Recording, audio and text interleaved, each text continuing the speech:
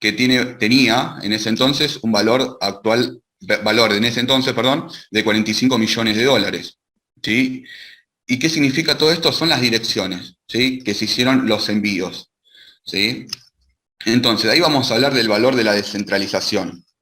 Entonces, la descentralización es una de las características clave de las criptomonedas. ¿Sí? Al eliminar las autoridades centrales, ¿sí? Un banco central, un gobierno, las blockchain dan más poder y libertad a la comunidad de usuarios. ¿Sí? La descentralización de Bitcoin le da un sistema robusto y seguro. Si pones que una persona o un ente está gestionando todo eso, varias personas son las que están manteniendo esa seguridad. Entonces no es que una persona tiene el control, son un montón de personas alrededor de todo el mundo que están colaborando con la blockchain de Bitcoin, ¿sí? Para que sea descentralizada, segura, ¿sí? Y que se pueda ver todo esto de manera transparente. Igual vamos a meternos un poco más eso. Ningún validador de la red de Bitcoin puede tomar decisiones en nombre de todos. El validador es esa persona que ustedes capaz que alguna vez escucharon cuando se ponen a minar Bitcoin, Ethereum, ¿sí? Entonces, esas personas que vamos a llamarlas validadores, ¿sí? O nodos, son los que hacen que las transacciones se cumplan. Y esas comisiones van a ellos, a los mineros. Entonces, lo que se hacen es, ellos recompensan, ¿sí? Las recompensas que tiene la red les van a ellos por esas transacciones que son enviadas de una persona a otra. ¿Sí? Pero no es una sola persona, sino que son muchas que están conectadas y minando para que las transacciones puedan hacerse efectivas. Entonces, la validación de las transacciones y las actualizaciones del protocolo deben contar con el consenso del grupo, lo que protege a Bitcoin de una mala gestión y el abuso, ¿sí? De poder, que es lo que pasa en muchos gobiernos. Después tenemos el valor de Bitcoin en la distribución, ¿sí? Que al permitir que tantas personas como sean posible, ¿sí? Participen en la red de Bitcoin, mejora su seguridad general. Entonces, cuanto más nodos o validadores se conecten a la red de Bitcoin, ¿sí? Y esta esté más distribuida alrededor de distintos países, ¿sí? Más valor va a obtener. Es decir, que distribuimos este libro, ¿sí? Mayor de transacciones, llamado blockchain, ¿sí? Entre distintos usuarios, que no es necesario depender de una única fuente, ¿sí? Por ejemplo, el gobierno nos publica algo y nosotros tenemos que creer en eso. Acá cualquiera puede ir a la blockchain y ver las transacciones que se hicieron de manera transparente. Lo que no vemos es por ejemplo, Damián Silva le envió a Diego Mazo o a Ishikawa. ¿Sí? Vemos esos números y letras que son las direcciones públicas. ¿Sí? Que vendría a ser como, para traducirlo al español, un CBU, pero la diferencia es que nosotros al poner un CBU en el Banco Santander, por ejemplo, a mí me sale el nombre, el apellido, el DNI, el CUIL, ¿sí? Qué tipo de cuenta es. Acá yo pongo la dirección y no me sale ningún dato. O sea que si le pifié a un número o una letra, estoy al horno. ¿Por qué? No tengo con quién quejarme y cómo remediar esa situación. ¿Sí? Tiene lo bueno y lo malo. Entonces, sin la distribución podemos tener múltiples versiones de la verdad, ¿sí? Que son difíciles de verificar, como lo que pasa en los gobiernos, ¿no? Entonces, pensamos que un documento es enviado por correo electrónico y está trabajando un equipo atrás, ¿no? Entonces, a medida que el equipo se va enviando este documento entre ellos, crean diferentes versiones del mismo. Uno lo modifica, uno agrega algo, el otro lo borra. Entonces, es difícil de rastrear cuál era el original. Acá en la blockchain es todo público, ¿sí? Se pueden ver todo de manera descentralizada, ¿sí? Y siendo siempre lo verdadero, lo legítimo. Después, el valor de Bitcoin en los sistemas de confianza, ¿sí? La descentralización de Bitcoin es un gran beneficio de red, pero aún necesita cierta protección. ¿Sí? Lograr que los usuarios cooperen por cualquier red descentralizada grande es siempre un desafío. ¿Sí? No solamente en criptomonedas o en este caso cuando estamos hablando de Bitcoin, sino en general. ¿Sí? Si estamos manejando una empresa de, por ejemplo, 500 personas, que todos se pongan de acuerdo es complicado. ¿Sí? Entonces, para resolver este problema, Satoshi Nakamoto, el creador, la creadora o el grupo creador de Bitcoin, implementó un mecanismo de consenso que se llama Proof of Work, ¿sí? Que recompensa el comportamiento positivo, ¿sí? También llamado prueba de trabajo. Esta confianza es una parte esencial para cualquier artículo, ¿sí? O mercancía valiosa, o en este caso esta criptomoneda. ¿Sí? Perder la confianza en un banco central, sobre todo nosotros en Argentina, que depositamos dólares, recibimos pesos, perder esa confianza es siempre un problema. ¿Sí? Por ejemplo, también para las transferencias internacionales, ¿sí? De dinero. Debemos confiar en instituciones financieras que están involucradas. ¿Sí? Y si no llega, si no se manda, tenés que esperar 24 horas, tenés que esperar 48. Si no se ejecuta, hacer un reclamo y demás. Nosotros sabemos que una transferencia de Bitcoin sale, se valida y llega a la otra persona, ¿sí?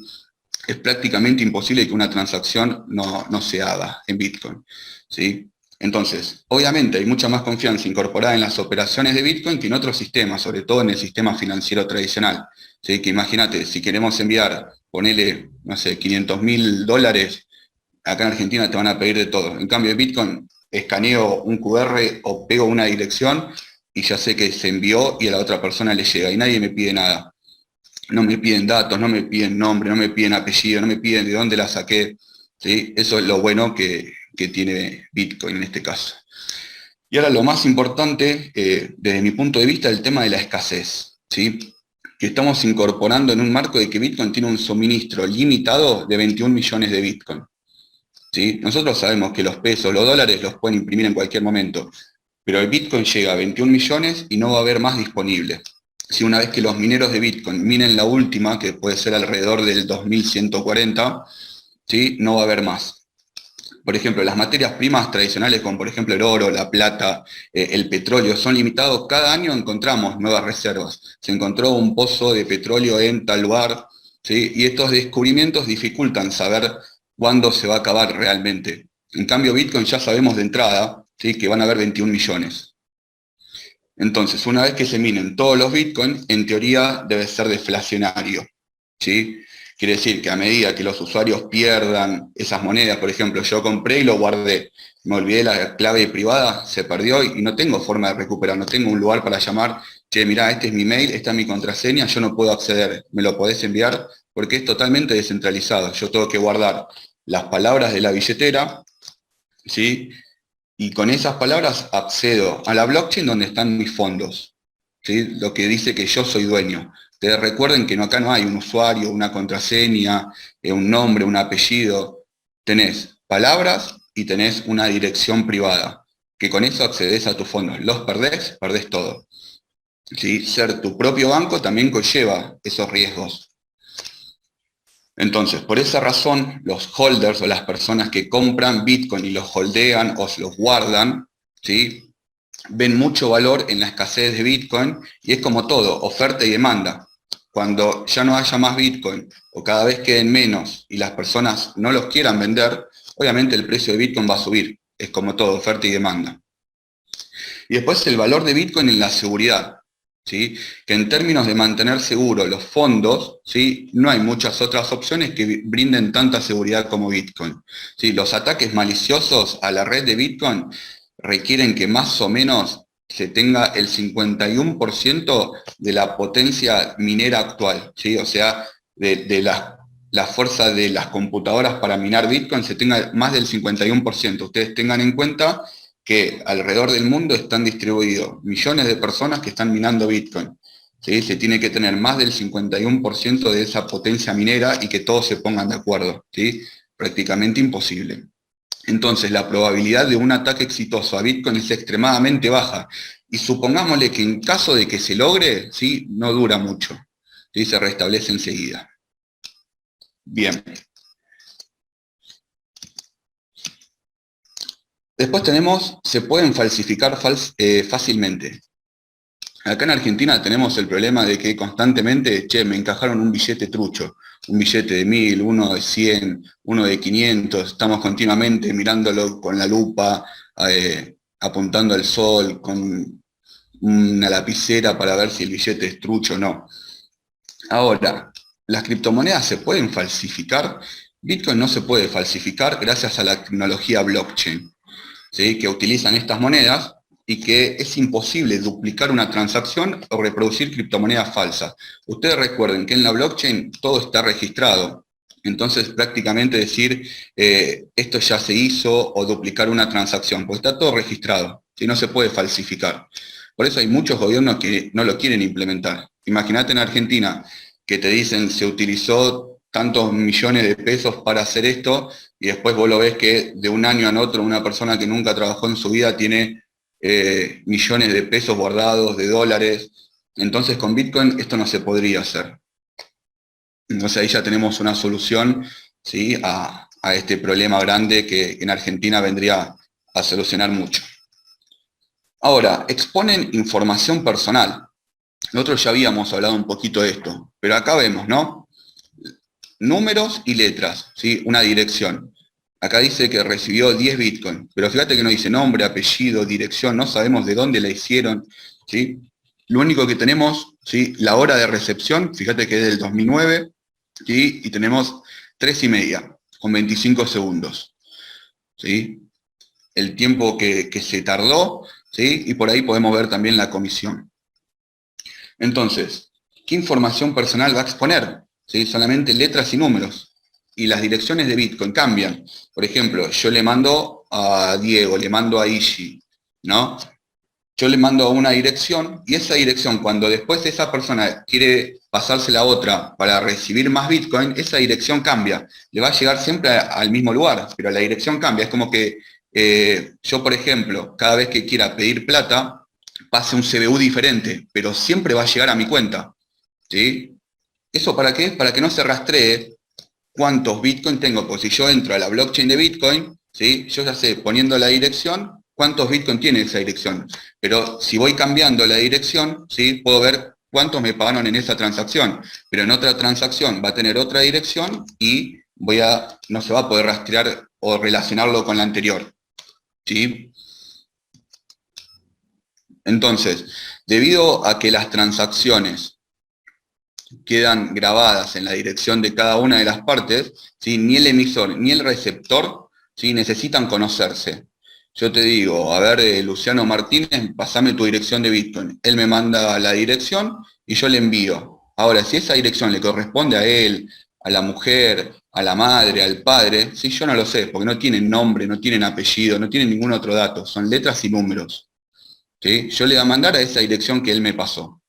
Sí, entonces, esto hace que la transacción sea anónima y los únicos registros que quedan son acerca de la cantidad de dinero, ¿sí? Que se envió, la cantidad de Bitcoin, y en ese momento yo puedo chequear cuánto valía el Bitcoin en el momento que se hizo la transacción y cuánto fue esa transacción en moneda fiduciaria, en dólares, por ejemplo, ¿sí? Y la fecha y hora de los movimientos. Y hasta ahí llegó. Acá para ver, ¿no? Clave privada y dirección de Bitcoin. Si yo quiero pasarle a una persona para recibir Bitcoin, le puedo pasar o este QR o estas letras y números, ¿sí? Que sería mi dirección. Esto sería como el CBU, ¿sí? Y esta que dice secreta, ¿sí? Es mi llave privada. Mi llave privada vendría a ser como los datos que yo uso para ingresar al banco, ¿sí? O sea, yo con estos datos accedo a la blockchain y digo, los Bitcoin que están en esta dirección me corresponden a mí. Y yo los puedo enviar, ¿sí? A otra billetera que yo tenga, o los puedo enviar, si en el caso de que le deba plata a alguien, pasame tu dirección pública, que vendría a ser esta de acá, de la izquierda, y le envío los Bitcoin, ¿sí? O los puedo mantener ahí y queda siempre ahí. Mientras yo tenga esta clave privada, siempre voy a ser el dueño de esos fondos, ¿sí? Y nadie me los va a poder robar, confiscar, ni nada por el estilo. Después tenemos otro que dicen blockchain y criptomonedas son lo mismo, ¿sí? La realidad es que no es lo mismo, ¿sí? Entonces, es necesario tener en cuenta la diferencia entre blockchain y criptomonedas. En el caso de Bitcoin, capaz que ahí se confunde un poco porque la blockchain se llama Bitcoin y la criptomoneda se llama Bitcoin. Pero, por ejemplo, en el caso de Ethereum, ¿sí? Ethereum es la blockchain y Ether es la moneda, ¿sí? Que se usa para operar, para pagar comisiones y demás. ¿Qué quiere decir esto de las comisiones? Si yo, por ejemplo, envío Bitcoin, tengo que pagar la comisión en Bitcoin. No puedo pagar, por ejemplo, en Ether, ¿sí? Cada blockchain tiene su moneda y con esa moneda la uso para pagar transacciones. Entonces, mientras que blockchain es la tecnología descentralizada, ¿sí? Tengamos en cuenta que es como un libro de contaduría gigante y público, donde están registradas todas las transacciones, no solamente las mías, sino las de todas las personas que envían y reciben Bitcoin, permite almacenar información en forma de bloques, ¿sí? De datos en cadena. ¿sí? Una criptomoneda es una de las formas, obviamente, más reconocidas de implementar una red blockchain. Ahora, algo común y que tenemos en Argentina, ¿no? Que decimos, es realmente caro comprar Bitcoin, ¿sí? Porque la gente piensa, tengo que comprar un Bitcoin. No. O sea, actualmente el Bitcoin está entre 19.000, 20.000 dólares, no estuve siguiendo el precio, pero se manejan esos valores actualmente, sobre todo esta última semana. Entonces, creo que la mayoría de nosotros no tenemos 20.000 dólares para invertir en Bitcoin y sobre todo de entrada. Si yo no conozco, si no voy a gastar 20.000 dólares en un Bitcoin. Entonces, hay que tener en cuenta que Bitcoin se puede dividir, ¿sí?, en 8 decimales. ¿Y qué pasa? Estos decimales se los llama Satoshi. Acá tenemos la proporción, ¿sí? Un Satoshi a lo que equivale, ¿sí? 10 Satoshis y 100.000 Satoshis, ¿sí?, equivale a un Bitcoin. O sea que un Bitcoin lo podemos dividir hasta en 100.000 partes. Podemos comprar en Argentina desde 100 pesos, la mayoría de los lugares nos permiten comprar 100 pesos como mínimo, creo que hasta 50 pesos también en algunos exchanges, pero podemos comprar de montos muy bajos para ir probando, ¿sí? Si yo quiero comprar, por ejemplo, por día, por semana o por mes, puedo ir comprando estos pequeños valores de Satoshis. Y usted me va a decir, ¿y cuál es la diferencia entre Bitcoin y Satoshi más allá del valor? Si es lo mismo, ¿sí? Porque un Satoshi equivale a 0,70 y un 1. ¿Cuál es la diferencia? Es lo mismo. ¿Sí? Nada más que en vez de llamarlos centavos, se los llama Satoshi en honor al creador, al grupo de personas que crearon Bitcoin. ¿Sí? En vez, como el peso, ¿no? Un peso lo podemos dividir en centavos. ¿Sí? En vez de ser centavos, en este caso son Satoshi. Pero no es realmente caro comprar Bitcoin, ¿sí? Comprar un Bitcoin, sí, obviamente es caro, y creo que nadie se arriesgaría a entrar en algo que no conoce o que está aprendiendo directamente con 20.000 dólares o 19.000 dólares, o por ejemplo en el caso del año pasado que estaba a 69.000 dólares, comprar de una todo un Bitcoin entero, ¿sí? Sino que podemos ir comprando de a poco y vamos probando.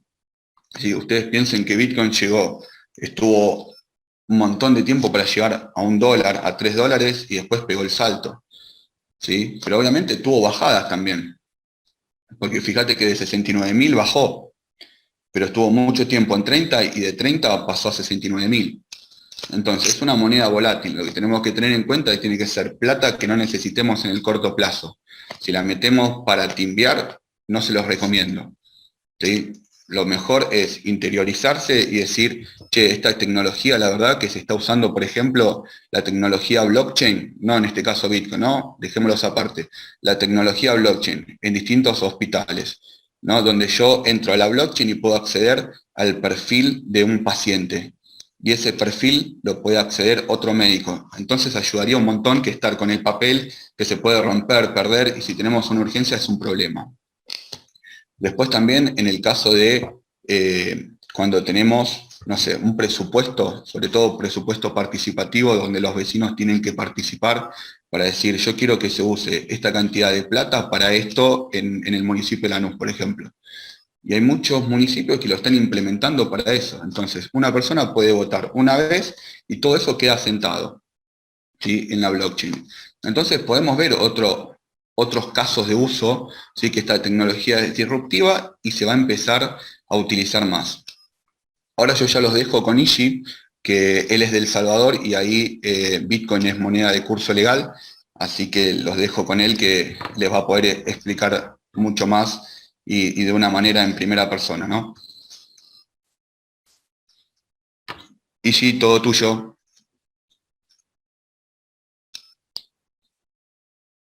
Gracias, Dami. Solo me indican si me escuchan bien, por favor. ¿Se escucha bien?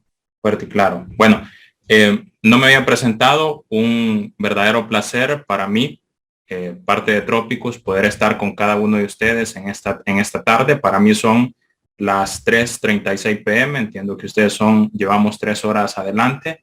Me complace poder compartir con Argentina. Antes de poder iniciar de manera formal, solo expresarle, como bien lo ha dicho Dami, yo estoy físicamente en El Salvador. El Salvador ha causado muchísimo revuelo en prácticamente 365 días, un año, ser el primer país en el mundo que implementa una criptomoneda, en este caso Bitcoin en particular, para poder hacerlo o llevarlo a cabo como legal tender.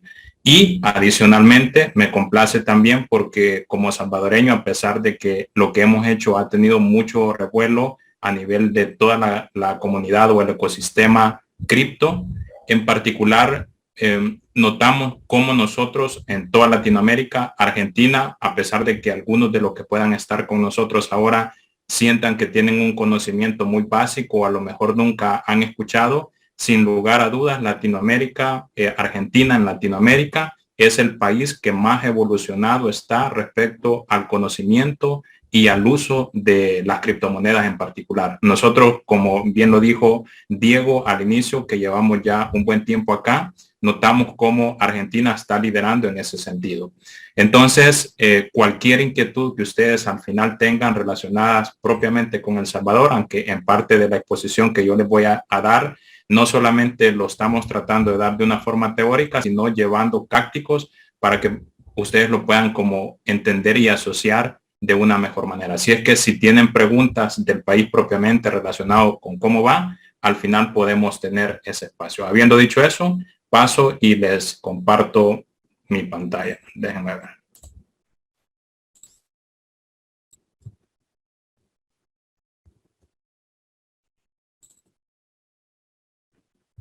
Un segundo.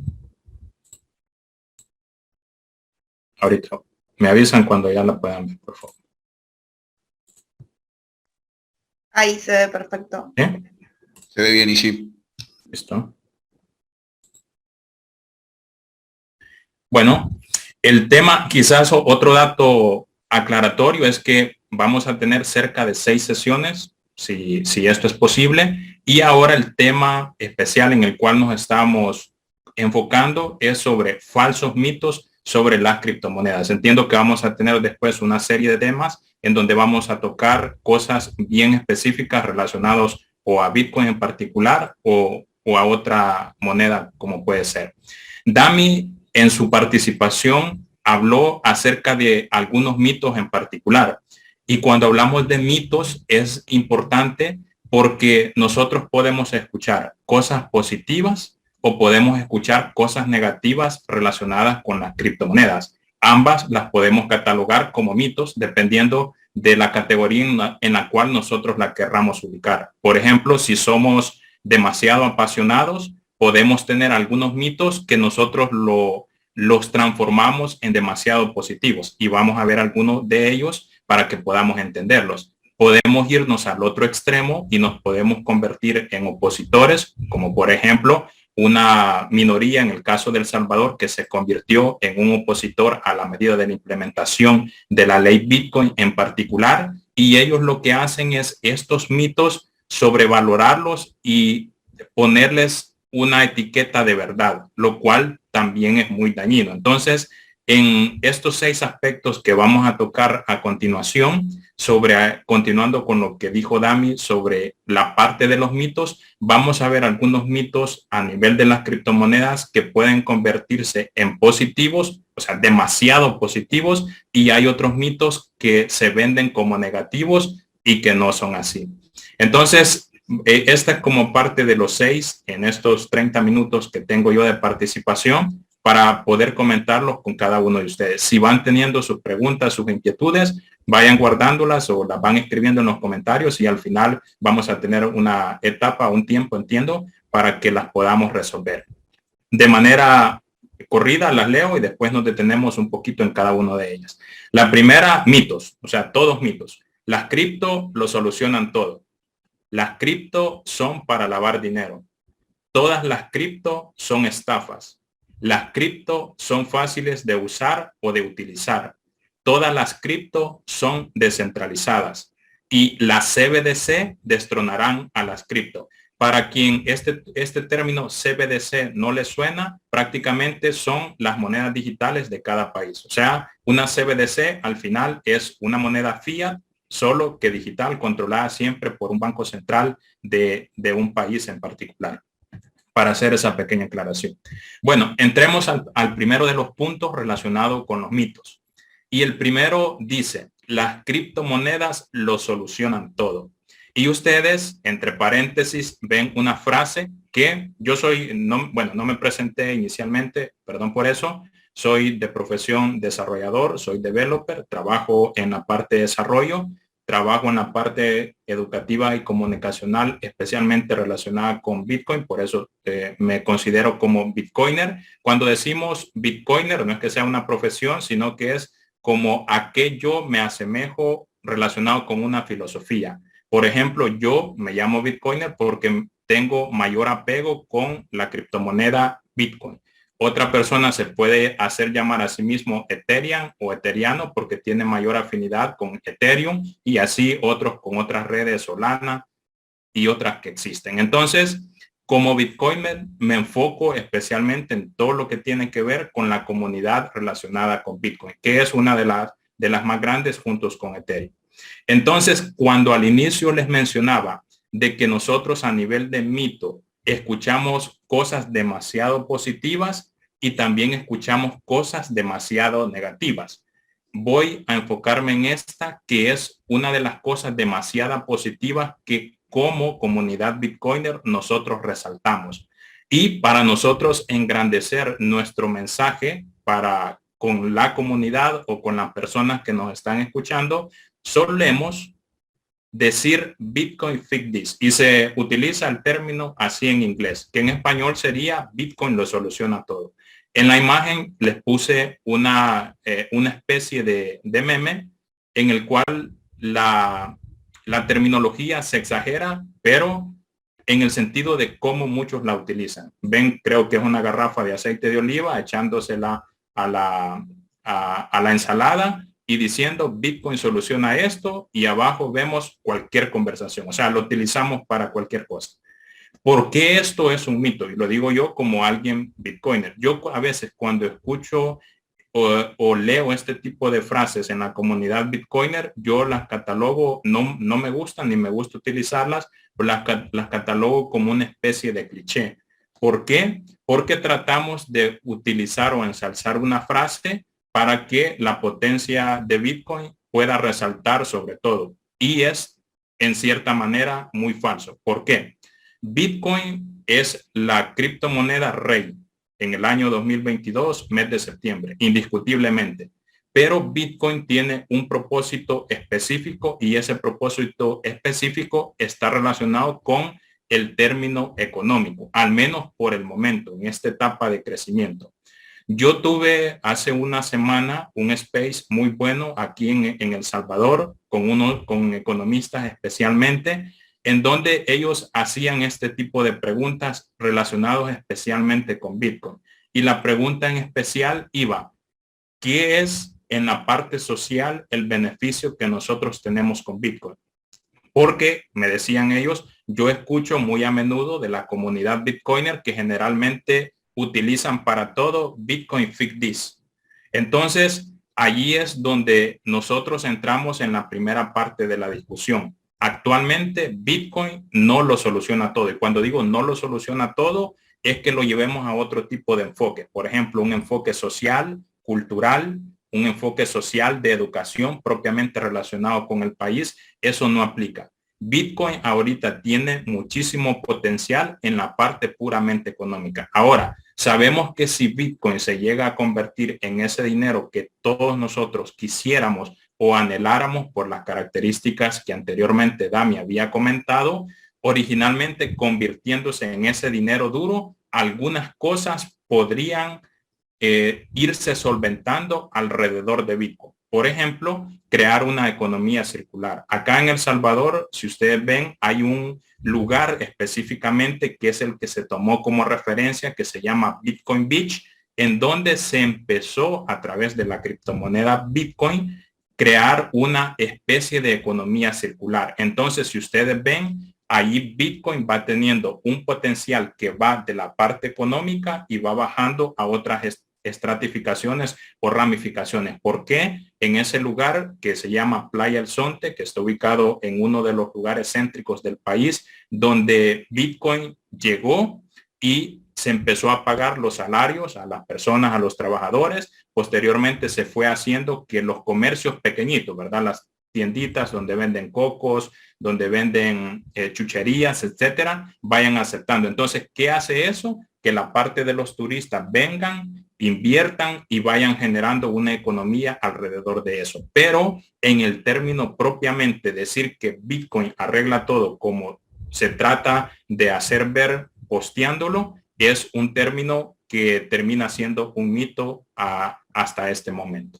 Continuamos con el segundo punto a nivel de los mitos, y el anterior es un mito que la comunidad Bitcoiner utiliza para resaltar a Bitcoin sobre cualquier cosa.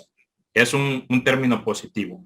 Y este que les estoy presentando en pantalla es un mito que utilizan los opositores de manera negativa para tratar de opacar a Bitcoin. Entonces, dos cosas que van en contrasentido, pero tanto la anterior es un mito como esta también es un mito. Y quiero dar algunas razones del por qué.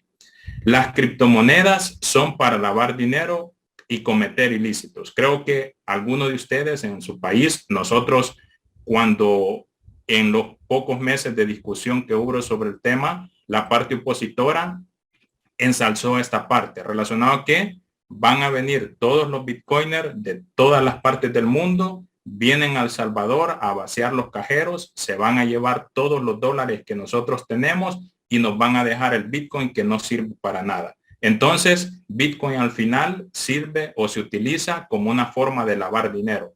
En el caso especial para El Salvador, yo tengo Bitcoin en X país del mundo, vengo a El Salvador y como aquí la ley lo permite, yo vengo, extraigo los billetes verdes que para ustedes en Argentina entiendo son muy valiosos. Para nosotros en El Salvador los dólares realmente ya dejaron de impresionarnos en el sentido común, ¿verdad? Estamos dolarizados, somos los únicos dos países de América Latina, no, tres países en América Latina en conjunto con Ecuador, Panamá y El Salvador que estamos dolarizados. Entonces, esa era la idea negativa que se vendió respecto a la cuestión de Bitcoin. Ahora, la pregunta específica es, ¿las cripto o en especial Bitcoin, porque es la que va sobresaliendo, son utilizadas para lavar dinero y cometer ilícitos? La respuesta sería no. O sea, no es el propósito la creación de Bitcoin en particular para que todas las personas que nosotros como sociedad consideramos malas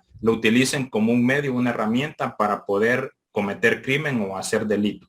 Bitcoin es dinero, dinero como puede ser el dólar. Entonces, Bitcoin al final es una herramienta económica que la puedo utilizar para bien o la puedo utilizar para mal.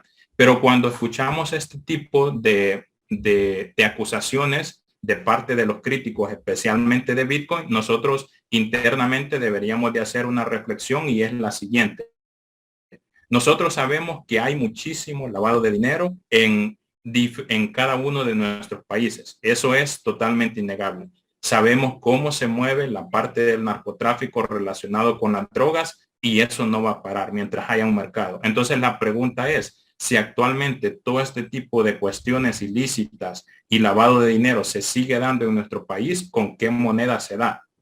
La moneda por excelencia es el dólar. Entonces, desde allí tiene que haber de parte de nosotros un cuestionamiento como personas relacionado con realmente esto que me quieren vender, únicamente me quieren trasladar miedo o realmente es una realidad. Ahora, no se puede negar tampoco, no podemos tapar el sol con un dedo, como algunos que están enterados a nivel del ecosistema. Hace poco se bloqueó de parte de Estados Unidos algo llamado Tornado Cash. Aquí entramos un poquito más técnico, no quisiera variar un poquito la conversación, pero en cierta medida hay algunas herramientas a nivel de cripto que sí son aprovechadas por las personas que tratan de hacer mal y posiblemente ellos la utilicen con estos fines que no son buenos. Pero tachar a todas las criptos y a Bitcoin en particular, que solo las utilizan las personas que andan buscando cometer ilícitos, al final termina siendo un mito.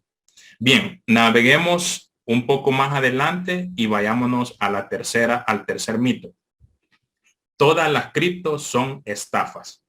Y esto, si nosotros lo escuchamos de manera tácita, puede sonar un poco aberrante. Sin embargo, en esta parte de mito no deja de ser del todo verdad, quizás en su gran mayoría, pero no nos podemos llevar de camino a todo. Si yo digo que todas las criptos son estafas, yo estoy diciendo que la criptomoneda rey, en este caso que es Bitcoin, es una estafa. Y Bitcoin, con toda certeza, nosotros que conocemos el proceso, el trabajo, la parte de la filosofía, la parte social, podemos con toda certeza afirmar que Bitcoin no es una estafa en particular, pero la gran mayoría de proyectos cripto o criptomonedas, un dato interesante que compartirles con ustedes. Actualmente, si ustedes se van a buscar en el market cap para ver cuántas criptomonedas hay ahora, septiembre del año 2022, nos quedamos un poco atónitos con la cantidad. Son cerca de 10,000 criptomonedas las que existen. Entonces, todas esas criptomonedas son criptomonedas con un propósito social. La respuesta es no. Yo diría que el 90 y algo por ciento sí pueden ser consideradas como, en cierta manera, proyectos que no tienen una convicción social, una meta de cambio para la humanidad y simplemente andan buscando una parte de estafa o algún rendimiento económico propio para ciertas personas, pero no con un beneficio extendible como puede ser el caso de Bitcoin y el caso de Ethereum. Entonces, buena parte de los proyectos sí están relacionados con estafas, pero no podemos ponerle la etiqueta que todo cripto en particular es una estafa, por lo que ya les habíamos comentado anteriormente. Avanzamos y el otro mito, y creo que podemos extendernos un poquito en el sentido de que son las cosas más cruciales en cuanto a la adopción. Y otro mito que nosotros, por ejemplo, como promotores o como personas que creemos en Bitcoin o alguien que cree en Ethereum o en cualquier otra criptomoneda, para poder impulsar, nosotros tratamos de ensalzar, como les decía, la moneda en particular, pero al final hay una verdad y esta verdad está relacionada con este mito. Nosotros podemos decir, yo puedo decirle o Damián puede expresar que las criptomonedas son fáciles de utilizar y yo lo puedo decir porque ya tengo una expertise, pero cuando viene mi abuelito, mi tío, mi hermana, mi mamá, y escucha la terminología por ejemplo, la terminología que nosotros estamos utilizando en esta sesión es de muy bajo nivel. No estamos ni siquiera tocando terminología técnica. Pero cuando alguien escucha esto que nunca lo ha escuchado, se abruma. Entonces, solamente con escuchar la terminología, ya no digamos si él tiene que llegar y hacer algo. Entonces, el mito en forma positiva es que las criptos son fáciles de utilizar. Y la respuesta a este momento, a la altura en la cual nos encontramos, es que las criptomonedas no son fáciles de utilizar.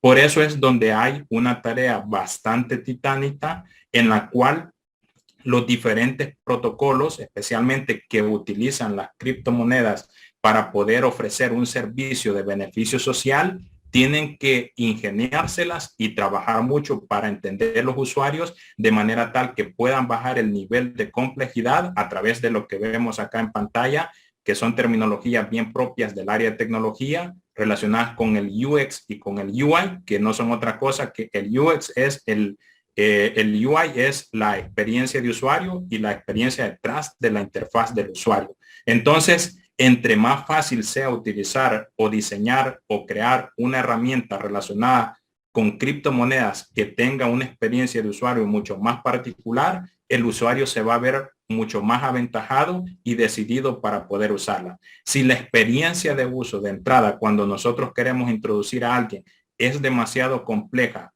es demasiado difícil, la persona se va a abrumar y no va a querer saber más. Vamos en otras clases, entiendo, a entrar un poquito más a detalle en la construcción de los mecanismos particulares que construyen cada una de las cripto o de las monedas, como pueden ser Bitcoin o Ethereum. Dami mencionó una cosa que es muy importante y es las llaves privadas. Pero eso al final, aunque cuando nosotros mantenemos nuestras llaves privadas significa que nosotros somos nuestro propio banco, ese sencillo término de decir llaves privadas tiene una connotación tan grande y tan complicada que al final tiende a perder a los usuarios. ¿Por qué? Usted tiene $50,000 poniendo en exceso a nivel del ahorro y usted pierde sus llaves privadas, usted perdió absolutamente todo su dinero. Entonces, aquí viene otra de la parte de la complejidad. ¿Cómo yo no debo perder mis llaves privadas? Las voy a anotar en un papel, pero si por X razón en ese papel que las anoté la lluvia le cayó o algo, se pierde. Entonces, si ustedes ven, va entrando una complejidad muchísimo mayor que si yo deposito mi dinero en un banco y yo sé que aquí entramos a otro tema filosófico, ¿verdad? Que el dinero que nosotros decimos que tenemos en el banco realmente no es nuestro dinero, como el caso particular que utilizamos siempre como el corralito en Argentina y en otros países, pero en términos generales, a la gente deposita su dinero en el banco y después se desentiende porque en teoría sienten que su dinero está seguro en ese lugar y se despreocupan por todo lo demás. En la parte cripto no es tanto así. Hay que tener un cuidado mucho más exhaustivo. Y por eso decimos que las cripto no son fáciles de utilizar. No son fáciles en este momento en el que estamos. No son fáciles para nuestro abuelito, para nuestra abuelita, para nuestro tío, mamá y posiblemente para otro tipo de personas. Luego, otra parte de los mitos es todas las criptos son descentralizadas. Ya casi creo que me queda una lámina más y vamos terminando. Todas las criptos son descentralizadas. Y esto es bien importante. Dami habló, la criptomoneda rey actualmente es Bitcoin. Es la más descentralizada del mundo, la más descentralizada del mundo. Este tema de la descentralización es muy importante. ¿Por qué? Por lo que mencionó Dami, en el hecho de que a Bitcoin nadie lo controla ni nadie lo domina. Es soberano totalmente. Significa que ni Estados Unidos, ni el Congreso de Estados Unidos, ni China, ni Rusia, ni los países más poderosos, ni las personalidades más poderosas del mundo tienen influencia sobre lo que hace, lo que se hace y no se hace en Bitcoin. Ese es el poder de la descentralización. ¿Quién le da la descentralización a las monedas en particular? Se las damos nosotros como personas y como usuarios. Por eso es importante que en la medida en que nosotros vamos conociendo y nos vamos empapando y nos vamos afiliando con cierta moneda en particular, somos nosotros los que vamos creciendo la parte de la descentralización con los nodos, que es otra terminología que vamos a ver más adelante. Cuando nosotros ponemos un nodo, estamos ayudando a la descentralización de nuestra red. Pero el mito es todo que a nivel de una afirmación, decir todas las criptos son descentralizadas. Eso es totalmente falso, porque no todas las criptos son descentralizadas. Hay criptos que tienden muchísimo más a la centralización que a la descentralización, porque obtener la descentralización es algo sumamente costoso y no es como tan difícil, ¿verdad? Y un dato importante es, algo no puede ser en cierta medida descentralizado si no cuenta con una base de usuarios, porque quienes proporcionamos la descentralización a las monedas en particular somos nosotros.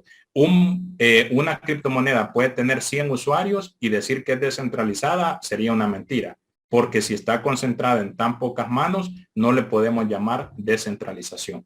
Y luego el último aspecto relacionado con los mitos es el hecho de que las CBDC destronarán a las cripto. Les mencioné anteriormente qué significa CBDC. CBDC es prácticamente como la misma moneda fiat que tiene cada uno de los bancos, solamente que digital, utilizando la tecnología blockchain, por supuesto. Pero un dato importante es, el hecho que algo sea o esté en blockchain no significa que es descentralizado. Una blockchain puede utilizarse para fines puramente privativos, como puede ser el caso de la CBDC. O sea, es decir, nadie, aunque esté en la blockchain, va a tener poder y control de crear o expandir la oferta monetaria, solamente el Banco Central de determinado país. Entonces, las CBDC ahorita son un sueño, son una utopía, no. Ya está en trabajo y yo creo que dentro de los próximos años esto va a ser una realidad. ¿Cuáles son los países que llevan las CBDCs más avanzadas. O sea, ¿qué es lo que esperamos ver dentro de unos cuantos años? Es que las monedas físicas que nosotros tenemos, los billetes físicos que nosotros tenemos, no van a existir más, sino que todo va a ser puramente digital e intangible. ¿Quiénes son los países más avanzados en este sentido? Es China, en alguna medida. Por eso China ha tratado de banear a la criptomoneda rey, que es Bitcoin, para impulsar su propia CBDC, que se llama el yuan digital. También la Unión Europea llega muy avanzado este proyecto. Estados Unidos también lo lleva avanzado con su dólar digital. Y hemos escuchado en El Salvador, por ejemplo, un proyecto llamado el Colón Digital. Ha sonado mucho también en México y así en otros países. Entonces, para terminar esta parte, y si posteriormente en otra clase podemos hablar sobre la comparación entre la CBDC y las criptomonedas, lo que puedo decir hasta esta terminología es que las CBDC van a ser un veneno peor de lo que son las monedas tradicionales fiat que nosotros manejamos en nuestros países. Dejo hasta acá mi participación y ahí los moderadores para que nos indiquen cómo vamos a proceder. Sí, tenemos un ratito más, Igi, si quieren contestar las preguntas que están en el chat, no hay problema. Así que si quieren seguir con eso, y si alguien quiere abrir el micrófono y quiere preguntarle a los chicos algo, están totalmente habilitados para poder hablar. Sí. Bueno, no sé si Dami querés ir leyendo las preguntas. Yo leí una antes de mi participación relacionada con cómo se determina el costo de los fees o de las comisiones en una red en particular, en este caso en Bitcoin.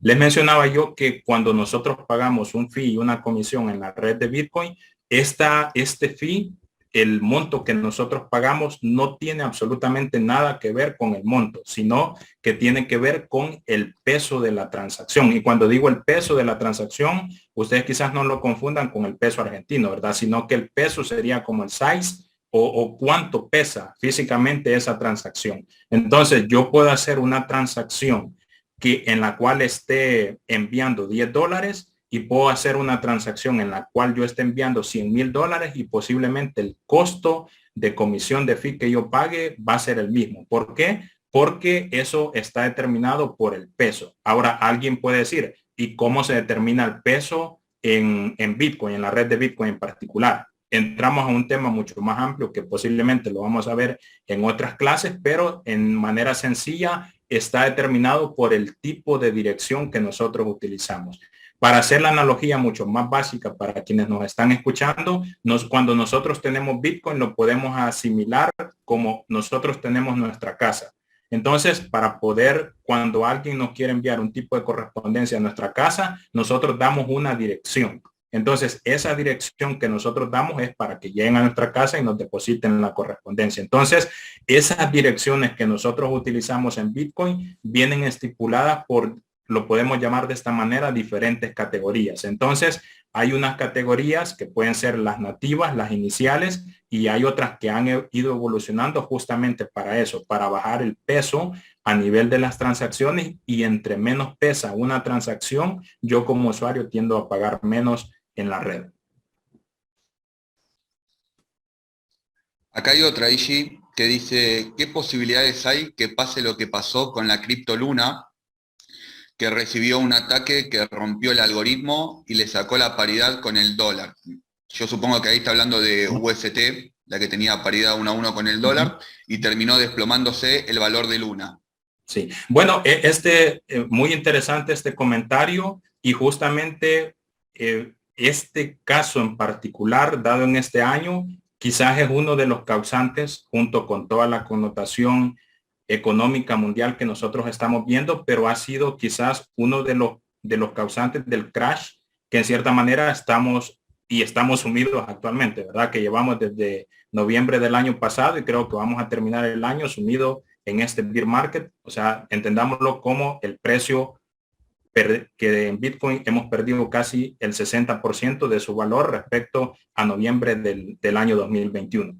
Pero cuando exponen la pregunta de esta manera, parecería que lo que pasó con Luna se debe prácticamente a un ataque. Y aquí es importante que esto no lo tengamos o no lo perdamos de vista. Y vale la pena para que este caso lo recordemos en la próxima sesión, que creo que está relacionado con el tema de estafas propiamente. Entonces, si la pregunta se formula como la ha hecho el amigo allí, parecería que el caso del fracaso de USDT relacionado con Luna es causante por un ataque, y no. Prácticamente cuando hablemos de la cuestión de los scams, vamos a hablar de este caso en particular y vamos a ver que lo que pasó con USDT en el caso de Luna, pues era algo que quien tiene mucho conocimiento en el área sabía que iba a ocurrir y solamente era cuestión de tiempo. Es interesante ver cuando ustedes vayan a anotar los gráficos de cómo se derrumbó Luna, no es ni siquiera en 8 días, o sea, fue cuestión de 3 días para que todo se viniera abajo. Es como un castillo de arena que está construido y que se derrumba sin unos cimientos fuertes. Entonces, el fracaso de Luna no está del todo relacionado con una cuestión de ataque, sino de cómo estaba configurado propiamente el protocolo. Un dato importante que no hay que perder de vista es que hay diferentes tipos de stablecoin y Luna en particular, USDT basado en Luna, era un tipo de stablecoin algorítmica que yo creo que después de lo que pasó, difícilmente la gente va a poner mucha confianza en este tipo de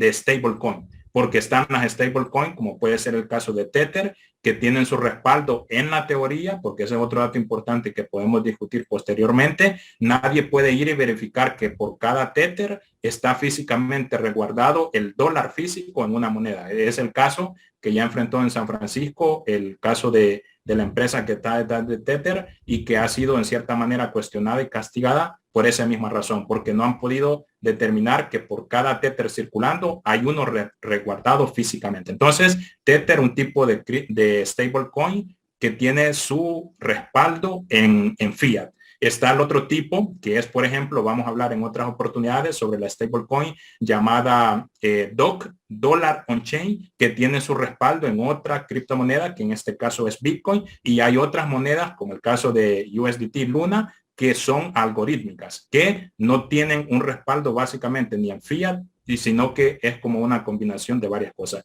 Y eso fue lo que al final, o sea, después vamos a analizar en otras sesiones de por qué perdió el PEC, lo que mencionaban anteriormente, esa paridad del 1 al 1 y que al final pues fue el fracaso total, ¿verdad? Muchísima gente perdió dinero y millones se perdieron. Eso también es tomado por los opositores como para decir, miren lo que pasa en cripto y no precisamente lo que pasó con Terra Luna es lo que debería pasar. Por eso es importante que nosotros como usuarios, cuando vamos a entrar a este mundo, estemos muy bien informados. Igualmente, yo quiero ahí complementar un poco lo que dijo Ishi, que está bastante acertado, pero también agregar que ellos ofrecían una tasa del 19% anual, ¿sí? Que no era sostenible. O sea, la gente que se había metido y que pudo salir a tiempo lo aprovechó. Un 19% anual en dólares, cuando las inversiones tradicionales te ofrecen un 3 o un 2, ¿sí? Es un montonazo. Entonces, era algo que iba a explotar y el momento que explotó, bajó directamente a cero y no volvió a subir. Sí, hay que tener mucho cuidado con eso, que igualmente después de UST salió otra moneda, USDD, creo que ofrecía en vez de un 19, un 17, pero van todas al mismo camino, ¿no? O sea, están ofreciendo un montón de interés en una moneda que no está respaldada por nada, digamos, y entonces es decir, en algún momento se va a acabar. O sea, si me gusta el riesgo y me meto y saco un porcentaje, genial. Pero después si te quedas atrapado, es como que vos ya sabías que estabas entrando a algo que era peligroso, ¿no? Acá Ishi pregunta Virginia, dice, en El Salvador igualmente para transacciones chicas, por ejemplo, emprendedores usan Lightning Network para que la transacción no cueste tanto. ¿Es así? ¿Cómo funciona eso? Sí, bueno, otra pregunta interesante y vamos a profundizar un poquito. Si nosotros, hablando ya de Bitcoin propiamente, si nosotros en este momento nos hiciéramos una pregunta, y esta es importante, somos 7,000 millones de personas, al menos a nivel estadístico en todo el mundo. Si pensáramos de una manera muy positiva y dijéramos, a este punto, año 2022, hubiera una adopción masiva de Bitcoin, Bitcoin como moneda, como red, fuera capaz de dar abasto a esa demanda? La respuesta sería no, tácitamente no, porque Bitcoin en cierta manera no son problemas, se venden como problemas, pero esto requiere que lo pudiéramos explicar mucho más a detalle para que ustedes puedan entender que esto no es un problema, pero sí se vuelve un problema a nivel de usabilidad. ¿En qué sentido es? Las transacciones a nivel de capa base en Bitcoin se le conocen como on-chain o transacciones en cadena, que llevan todo el proceso, ¿verdad? Yo envío una transacción desde mi billetera, están los nodos que son los que contribuyen al tema de descentralización de la red que les mencioné. Esos nodos validan que mi transacción enviada por la billetera cumpla las reglas. Una vez estos nodos han visto que esa transacción cumple las reglas, la van a depositar a una red que se le conoce como mempool. Entonces, todas las transacciones, cada nodo tiene su propia mempool, van a caer a esa red. Luego, cuando han caído en esa red, entran los mineros, que son otros actores dentro de la red de Bitcoin, vienen y las toman. Aquí otro dato importante. ¿Qué transacciones toman ellos de esa red? Los mineros toman las transacciones que más fee están pagando. Entonces, si la red no está muy congestionada, obviamente van a tomar todas las transacciones, pero en el caso que esté demasiado llena, ellos solamente van a tomar las que más fee están pagando. Entonces, para llegar al punto específicamente yo tengo en esta red, puedo tener una gran cantidad de transacciones. El minero viene y toma los bloques en Bitcoin, porque blockchain significa cadena de bloque. Entonces, la cadena de bloques se va conformando por cada bloque que se va confirmando. Entonces, ¿cuántas transacciones en Bitcoin me caben en un bloque? Un bloque en Bitcoin se genera aproximadamente, no es un tiempo que está estipulado, pero se generan aproximadamente cada 10 minutos. ¿Cuántas transacciones caben en Bitcoin? Aquí depende del peso, pero le podemos poner un número. Caben entre 2.000 y 3.000 transacciones. Difícilmente vamos a ver en un bloque de Bitcoin más de 3.000 transacciones. Es más, ni llegan a las 3.000, andan como en 2.700 cuando está totalmente lleno. Depende mucho del peso. Eso depende mucho del peso. Pero si nosotros dividimos esas 2.000, 3.000 transacciones cada 10 minutos y las dividimos entre la cantidad de segundos que corresponden a esos 10 minutos, caemos en cuenta que Bitcoin, la red principal, actualmente tiene la capacidad de procesar, y este es el punto para la respuesta a la inquietud, únicamente entre 6 y 8 transacciones por segundo. Para que tengan una idea, actualmente Visa teóricamente tiene la capacidad de procesar en cerca de 60.000 transacciones por segundo. Nunca ha llegado a copar esa cantidad máxima. El máximo registrado por la red de Visa de transacciones por segundo creo que anda entre 25.000 y 30.000. Pero para que veamos el dato.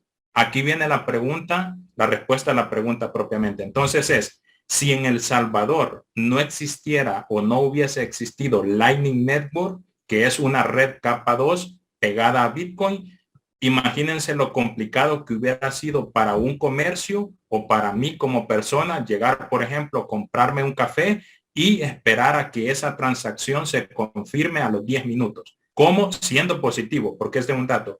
Una transacción de Bitcoin inclusive podría tardar en confirmarse hasta 2 o más horas. O sea, y si mi transacción, como les dije, está demasiado topada a la red y los mineros no la toman, inclusive podrían pasar hasta días, 24 horas, 48 horas y mi transacción no es tomada. Entonces, eso al final termina complejizando el uso de Bitcoin a nivel de su capa base. Pero aquí es donde viene la parte de la salvación de lo que mencionaba la persona a nivel de su pregunta.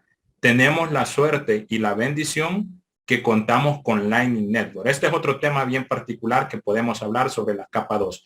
Pero ¿qué es lo que permite Lightning Network en Bitcoin? Es pagos instantáneos y que se ejecutan fuera de cadena y que se ejecutan de manera rápida. Entonces, para mí ahora en El Salvador es tan fácil como ir a un comercio y el comercio, cuando yo pago a través de Lightning Network, inmediatamente él ve en su balance reflejado el pago que yo he realizado. Y eso es parte, en cierta manera, de lo que ha permitido que los comerciantes en El Salvador puedan facilitar los pagos a través de Bitcoin. A nivel de la capa base, fuera un verdadero dolor de cabeza.